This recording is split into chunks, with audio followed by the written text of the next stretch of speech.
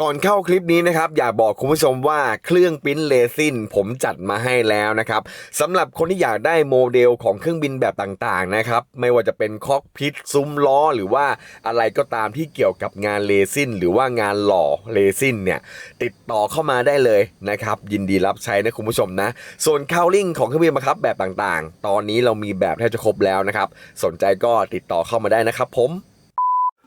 สวัสดีครับสวัสดีคนรักเครื่องบินบังคับวิทยุทุกคนนะครับแล้วก็สวัสดีทุกคนที่คลิกเข้ามาชมคลิปผมด้วยนะครับวันนี้ผมมีลำเปล่าเครื่องบินบังคับมาให้ชม1ลำนะครับลำนี้มีชื่อว่าพิทตุ๊ด PC6 ลายเกษตรนะครับลำนี้สร้างจากไม้ทั้งลำนะครับปีกยาว1เมตร60เซนติเมตรนะครับเดี๋ยวเรามาดูในส่วนของลำตัวกันก่อนเลยนะครับลำตัวของเรานะครับด้านในเราเสริมแข็งด้วยไม้พลายวูด2มิลนะครับส่วนไม้พลายวูด2มิลที่เป็นโครงด้านในนะครับเป็นงานเลเซอร์คัตที่เราเลเซอร์คัตออกมานะครับส่วนด้านนอกนะครับเราจะหุ้มผิวด้านนอกด้วยไม้บันซ่า3มิลนะครับเรื่องความแข็งแรงเนี่ยไม่ต้องห่วงเลยคุณผู้ชมไม่ว่าจะเป็นจุดรับแรงกระแทกจุดต่างๆนะครับฐานล้อหน้าฐานล้อหลังหรือว่าจุดต่างๆที่เป็นจุดบอบบางเนี่ยเราได้ทำการเสริมแข็งเรียบร้อยแล้วนะครับต่อไปนะครับเป็นส่วนของปีกนะครับปีกของเรานะครับเราขึ้นโครงด้วยไม้พลายวูด3มิลนะครับไม่ใช่2มิลนะคุณผู้ชมนะ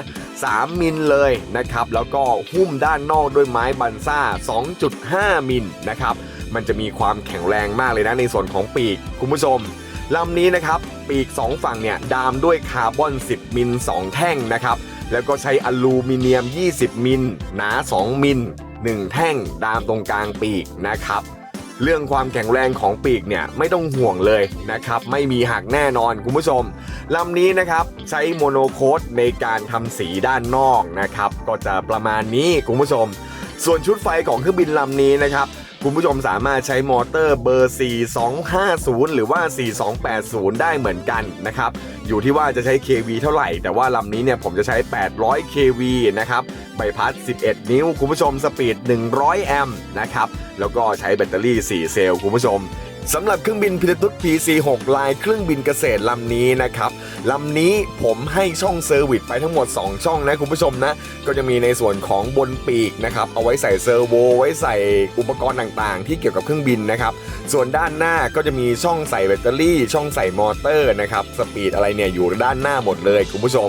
ยังไงเดี๋ยวประกอบเสร็จใส่ขาล้อใส่อะไรเสร็จใส่มอเตอร์เสร็จเนี่ยเดี๋ยวจะมาบินเฟิร์สไฟล์ให้ดูแล้วกันนะครับสำหรับเครื่องบินพิทตุ๊ด PC6 ลายเครื่องบินเกษตรลำนี้นะครับวันนี้ก็ต้องขอบคุณเพื่อนๆพี่ๆน้องๆทุกคนนะครับที่คลิกเข้ามาชมคลิปผมนะครับฝากกดติดตามกดไลค์กดแชร์เป็นกำลังใจให้กันด้วยนะครับ